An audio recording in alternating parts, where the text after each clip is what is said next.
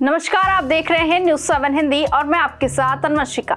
बिहार के चुनाव नतीजे आज सबके सामने हैं। नतीजे जो आए उसने साल 2014 के केंद्र के चुनाव की यादों को ताजा कर दिया।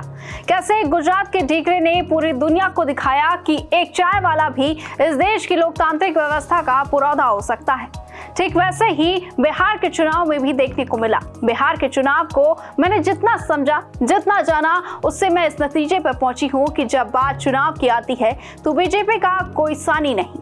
90 के स्ट्राइक रेट के साथ बिहार की चुनावी पिच पर बैटिंग करती हुई भाजपा ने दो लड़कों की जोड़ी को तहस नहस कर डाला। न कोई यात्रा का असर दिखा, न वोट चोरी का मुद्दा बना।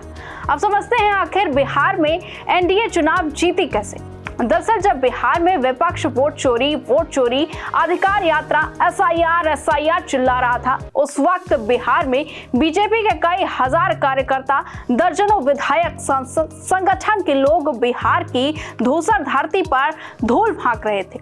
हर गली कोने नुक्कड़ पर भाजपा के लोग अपना मजमा सजाकर बिहार में बीजेपी की जमीन को तैयार कर रहे थे, जिसका नतीजा अब सबके सामने है। विपक्ष ने अपनी सियासी जमीन तैयार करने की बजाय ऐन वक्त पर बेवजह के मुद्दे उठाकर अपना समय बर्बाद किया।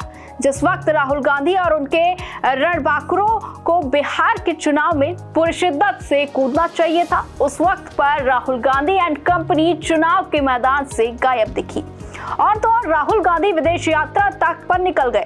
चुनावी मैदान में अकेले पड़े तेजस्वी ने अकेले मोर्चा तो संभाला, लेकिन नरेंद्र मोदी, अमित शाह, योगी आदित्यनाथ, नीतीश कुमार जैसे सरीखे नेताओं के आगे उनकी दाल नहीं गली। बीजेपी के तेज तर्रार और वरिष्ठ नेताओं की चमक के आगे तेजस्वी और आरजेडी के नेताओं की चमक फीकी पड़ गई। साथ ही राहुल गांधी की वोट अधिकार यात्रा का भी कुछ खास असर नहीं दिखा।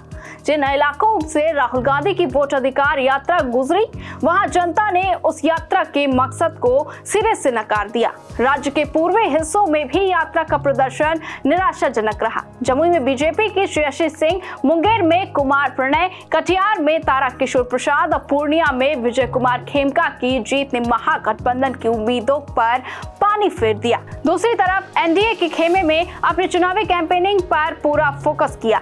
जब मोदी शाह मंच पर आए, उन्होंने आरजेडी के जंगल राज का जिक्र करते हुए जनता को लालू राज की याद दिलाई। इसके साथ ही नीतीश कुमार के साथ लोगों की सिंपैथी भी जुड़ती हुई दिखाई दी। राजद और कांग्रेस ने भले ही नीतीश के शारीरिक स्वास्थ्य को लेकर सवाल उठाए, तो दूसरी तरफ नीतीश कुमार ने अपने ऊपर पड़ने वाली गालियों को जड़ी बूटी की तरह लिया। नीतीश के साथ महिलाएं पहले से भी जुड़ी रही थी और फिर 10,000 की महिलाओं को दी गई मदद ने भी जेडीयू के लिए काम कर दिया।